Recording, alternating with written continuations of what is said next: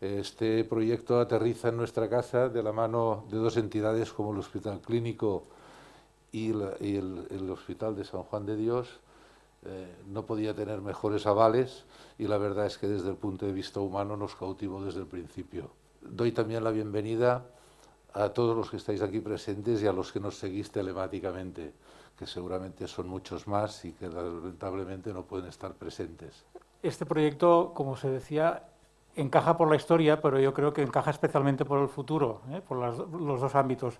Normalmente, y últimamente, estamos basando nuestra política científica en las convocatorias competitivas para proyectos de investigación. De hecho, hoy mismo finaliza el periodo de presentación de solicitudes de nuestra convocatoria anual y es un día especialmente activo, especialmente porque tenemos indicaciones de que vamos a tener un récord de solicitudes este año, ¿no? Justamente lo hacemos porque así ordenamos las orientaciones y tenemos capacidad de evaluar todas las propuestas. El año pasado recibimos 600 propuestas y tuvimos capacidad de financiar 25 por un importe equivalente a unos 18 millones de euros. Y eso pasó a través de un proceso que todas las solicitudes las evaluaron 3 investigadores y después los mejores pasaron a un panel de selección. Esto es lo que normalmente hacemos en nuestras convocatorias, pero es evidente que cuando recibimos el proyecto que hoy estamos presentando, este proyecto no encajaba con esta dinámica, no encajaba en absoluto, porque ni por la orientación, nuestra convocatoria se orienta a temas de cáncer, a temas infecciosos, a enfermedades cardiovasculares y también a neurociencias. De hecho, este proyecto tiene un poco de todo, prácticamente. Tampoco encaja por la dimensión, por la ambición del proyecto, y por eso decidimos iniciar un proceso de evaluación singular en este caso, pero también con los patrones de rigor que también se aplican al resto de actividades. Por eso propusimos la creación de un comité evaluador que analizó la propuesta elaborada por el doctor Gratacós y su equipo. Es un comité de 5 miembros con personas muy destacadas de la medicina fetal de Israel, de Lisboa, de Madrid, de Sydney y de Londres. Son los 5 miembros que lo evaluaron. Y finalmente, también a través de un encuentro telemático, hubo una reunión con todo el equipo del doctor Gratacós para analizar a fondo. La evaluación fue extraordinaria, extraordinariamente positiva, la máxima cualificación en todos los ámbitos y además con una conclusión de que ciertamente este proyecto era el proyecto más avanzado en este ámbito en el conjunto europeo. Por esa razón se propuso también al patronato de la Fundación su aprobación. Y ese ha sido el proceso que ha tenido en nuestra casa antes de llegar al día de hoy, que sin duda es el que tenemos muchas ganas de escuchar el contenido exacto del proyecto. Gracias. Bueno, también yo creo que se tiene que empezar, en primer lugar, por dar las gracias a la Caixa por haber tenido la sensibilidad y la visión, ¿no?, de dar apoyo a este proyecto, que creo que es un proyecto absolutamente relevante, probablemente de los proyectos más importantes que se van a hacer en los últimos años en nuestro país y que creo que, tal como decía el doctor Campistol, puede cambiar la historia natural de un gran problema que está ahí, que es poco conocido, que es el problema que representan la prematuridad extrema, ¿no? Yo creo que el proyecto, hay 3 características que a mí me gustaría destacar. Una es la idoneidad, es un proyecto que tendrá un altísimo impacto social. La prematuridad, después yo creo que el doctor Gratacós nos dará cifras, pero realmente no es solamente que son niños pequeñitos, que es lo que a veces la gente ve, sino que realmente nuestras unidades de neonatos en nuestro hospital y en otros hospitales son sitios donde se salvan niños, pero es verdad que muchas veces con grandes secuelas. La prematuridad extrema realmente es una situación que genera efectos secundarios, por muy bien que lo que intentemos hacer, extraordinariamente importantes, y que esto no ha cambiado en las últimas décadas, estamos en el mismo sitio. Por tanto, yo creo que este proyecto de placenta artificial puede ser un cambio, tendrá un altísimo impacto, y primera idea es un proyecto de alto impacto social. En segundo lugar, yo creo que es un proyecto factible, realmente es complejo, pero creo que es factible por dos razones. Primero, porque el equipo del doctor Gatacós es probablemente uno de los equipos más importantes del mundo en estos momentos que trabaja en este tema y que creo que realmente reúnen un talento y una experiencia que ya son años trabajando en temas que ahora cristaliza en este gran proyecto de la placenta artificial.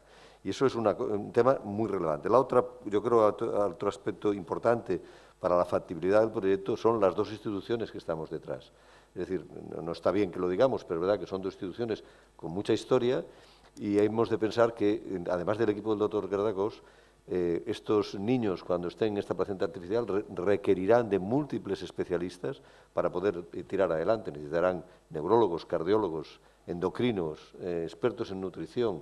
Es un reto realmente tecnológico y humano extraordinario, pero creo que es factible porque llega en el momento adecuado, ¿no? En un momento, después de muchos años de investigación del equipo del doctor Gatacós, y en un momento en que nuestras dos instituciones pueden aportar todo el resto del conocimiento que se necesita para tirarlo adelante.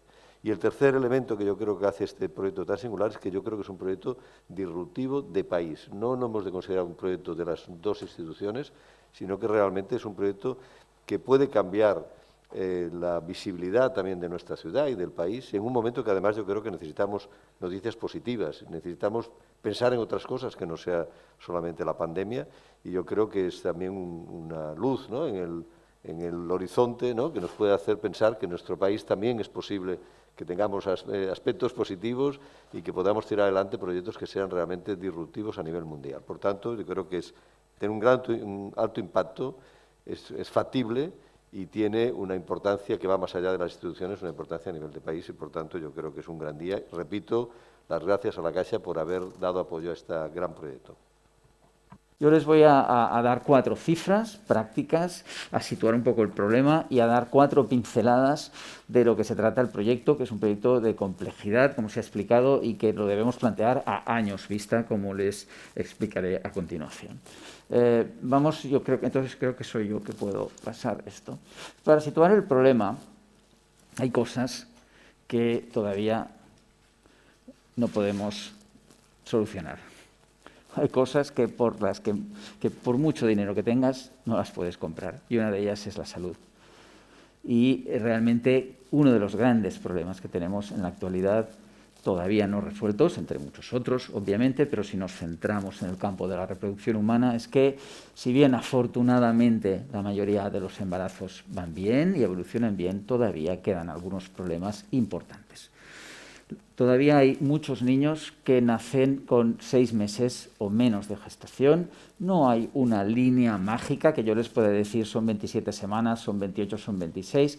En general estamos de acuerdo que por debajo de las 28 los resultados empiezan a ser ya significativamente no buenos, por llamarlo de una forma más suave, pero por debajo de las 26 realmente nos situamos en cifras importantes de secuelas, de mortalidad, y como pueden ver aquí, si nos fijamos en estos niños y nos centramos solo en Europa, 3,3 por 1000, estadísticas publicadas en revistas muy importantes recientes, 3,3 por 1000, entre A4 por 1000 todavía nacen en estas edades gestacionales, y si hacemos un cálculo con el número de partos que hay en Europa al año, pues verán que nos salen números incluso superiores. Nosotros utilizamos esta cifra de 25.000 porque es una cifra real, aproximada, pero en realidad se queda un poquito corta.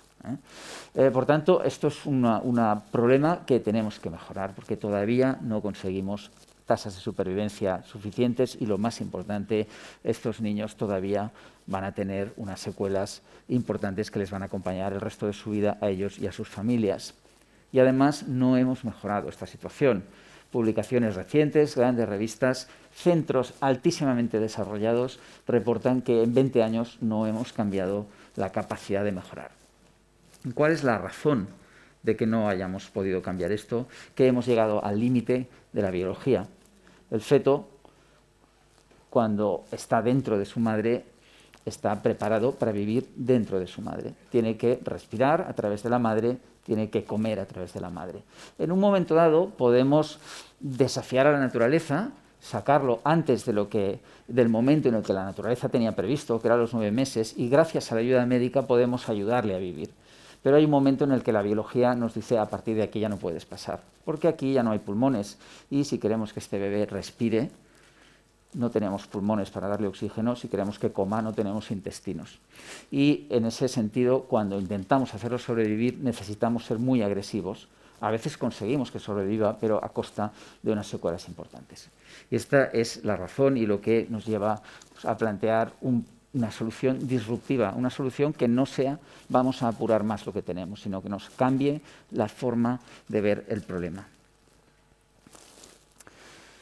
Por tanto, lo que estamos hablando es de no seguir utilizando una tecnología en contra de la naturaleza, de este bebé que ha nacido fuera, sino intentar ir a favor de su naturaleza.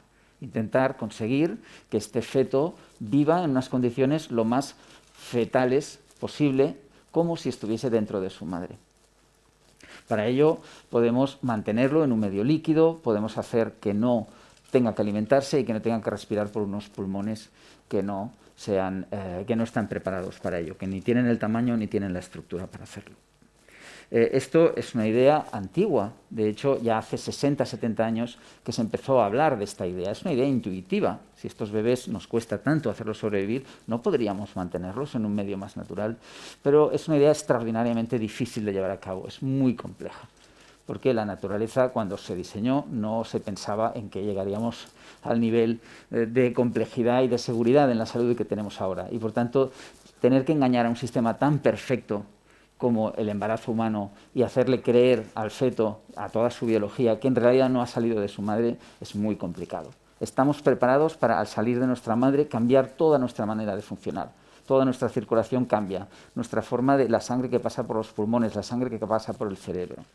¿Cómo podemos engañarlo para que de alguna forma eso se mantenga y podamos mantener a este feto vivo en sus mismas condiciones? Pues bien, esto es de lo que se trata el proyecto. Nosotros hemos preparado unos esquemas, no hemos entrado en descripciones técnicas, pero en esencia tenemos que tomar este feto del útero de su madre y trasladarlo a un medio líquido en el que está rodeado por una bolsa hecha de un material biocompatible que reproduce al máximo el entorno en el que viviría este feto. Y este feto se conecta a través de su cordón umbilical a un sistema que le provee el oxígeno, que actúa como su placenta, de ahí el nombre placenta artificial, y que también le aporta los nutrientes. De alguna forma, lo que estamos haciendo es sustituir un órgano del feto. Nosotros todos hemos sido fetos, y aunque no lo sepamos, durante una etapa de nuestra vida tuvimos un órgano que se llamaba placenta, que era tan parte de nuestro cuerpo como un riñón. Sin la placenta no podríamos estar aquí ninguno de nosotros. En el momento en el que dejamos de ser fetos, perdemos ese órgano porque ya no lo necesitamos. Pues lo que estamos haciendo aquí es sustituir ese órgano, darle el oxígeno y darle los nutrientes en un ambiente protegido. Y ahí viene la complejidad en un paciente de 500 gramos de peso, que lo podría tener yo en esta mano, y que tiene una delicadeza absolutamente extrema, por eso está viviendo dentro del útero de su madre. Por tanto, ese es el gran reto que tenemos y simplemente para darles una idea de cómo planteamos un proyecto de este tipo, esto es un trabajo que representa la culminación de 20 años de investigación en dos grandes aspectos. Uno, la cirugía fetal. Nosotros somos uno de los centros pioneros en el mundo en operar fetos dentro del útero y algunas de las intervenciones que se hacen hoy en día, la primera se hizo en Barcelona. Y por otra parte somos grandes expertos en el desarrollo fetal, en estudiar lo que nosotros llamamos la programación fetal, es decir, cómo se desarrolla este cerebro, cómo se desarrolla el corazón de este bebé, a un nivel muy fino. En este proyecto combinamos esta experiencia en la que, modestamente creo que Barcelona es uno de los líderes mundiales, y vamos a combinar todo este conocimiento para, en primer lugar, desarrollar este sistema que les estoy explicando, construir el prototipo, un prototipo en el que llevamos ya 2 años trabajando y del cual ya tenemos diferentes piezas muy avanzadas. Pero era imprescindible el impulso clave, sin el cual sería imposible estar hablando de un futuro de la Caixa, porque realmente hemos llegado a un momento en el que lo que se necesitaba era un proyecto muy ambicioso para realmente ensamblar estas piezas y empezar ya un prototipo experimental, es decir, utilizar fetos de oveja, ya que en condiciones reales los vamos a hacer sobrevivir en este método, y esto lo vamos a desarrollar en el objetivo número 1 Como pueden ver en el segundo objetivo, sobre estos fetos vamos a utilizar tecnologías muy avanzadas para estar seguros de que su cerebro, su corazón, su sistema metabólico, sus riñones se desarrollan de forma correcta y además que el prototipo que estamos desarrollando es el óptimo para conseguir esta máxima calidad de vida.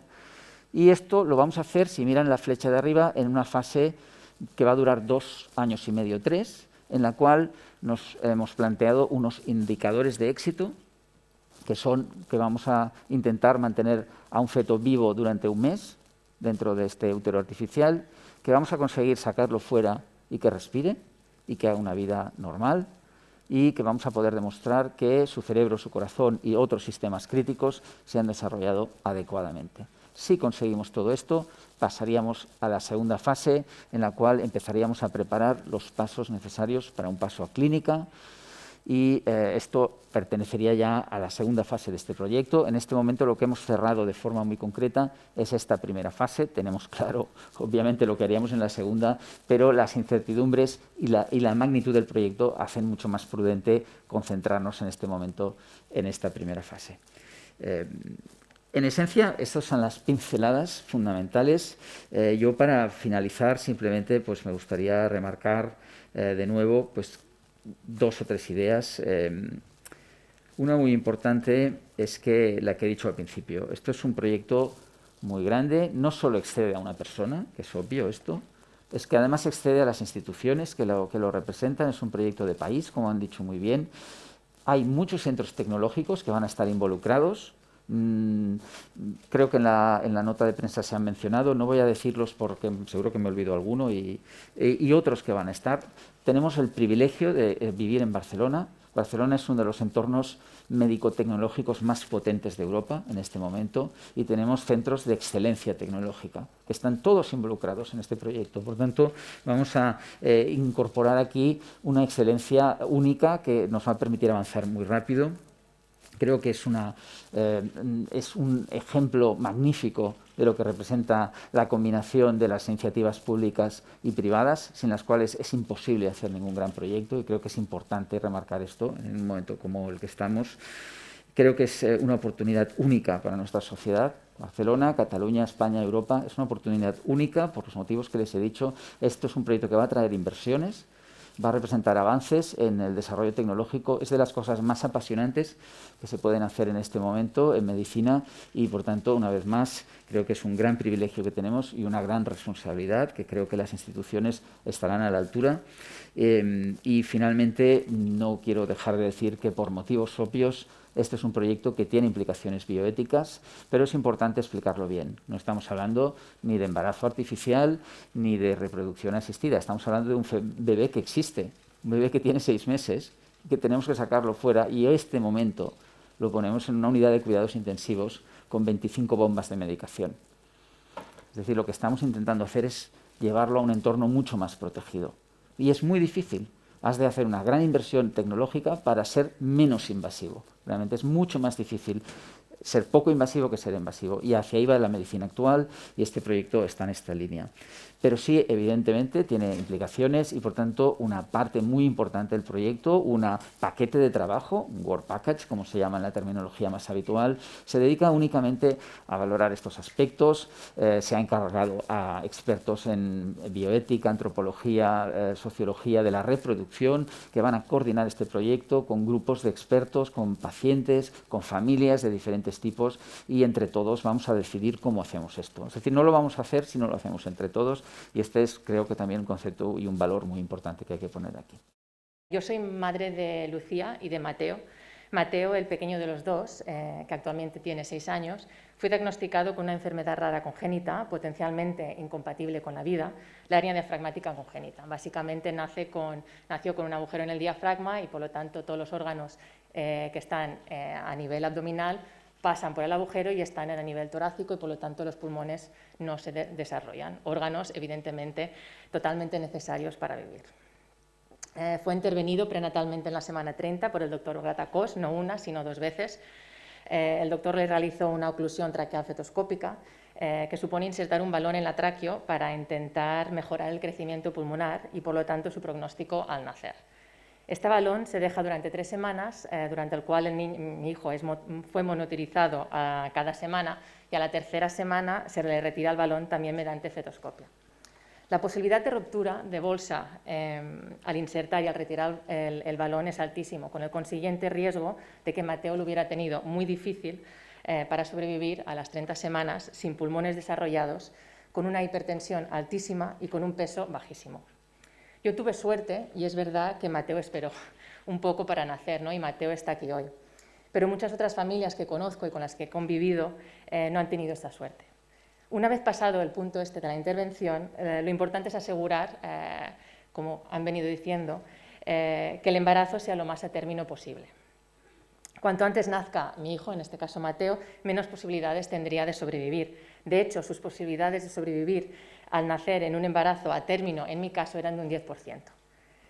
Mateo, lo más probable, ya me dijeron también durante el embarazo, es que acabaría en ECMO, es decir, le sacarían toda la sangre para oxigenarlo fuera y darle un poquito de tiempo para recuperarse de lo que había sido todo el embarazo, vaya.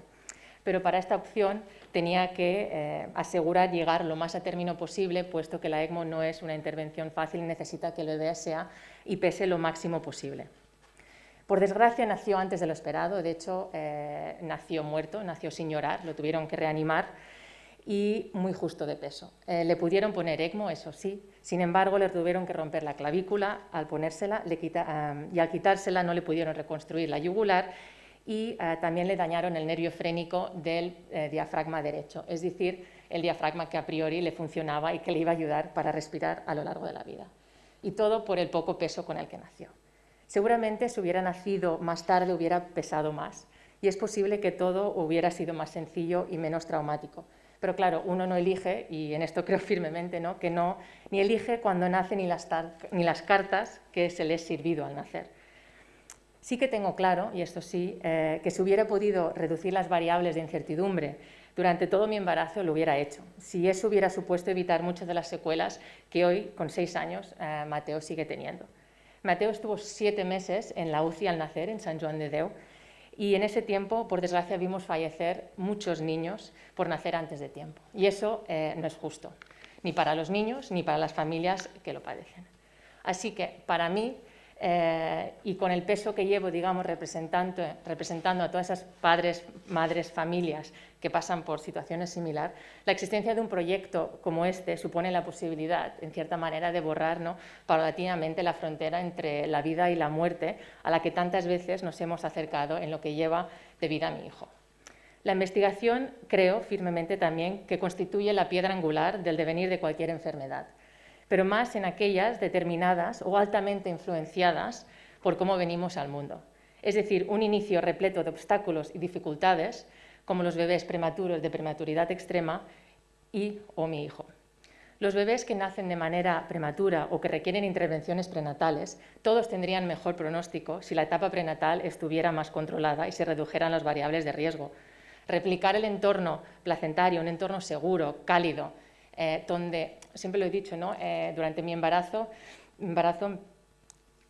aun sabiendo el devenir que le venía, el futuro que le esperaba a mi hijo, cuando lo tenía dentro lo tenía seguro, sabía que todo estaba controlado, ¿no?, lo tenía cerca.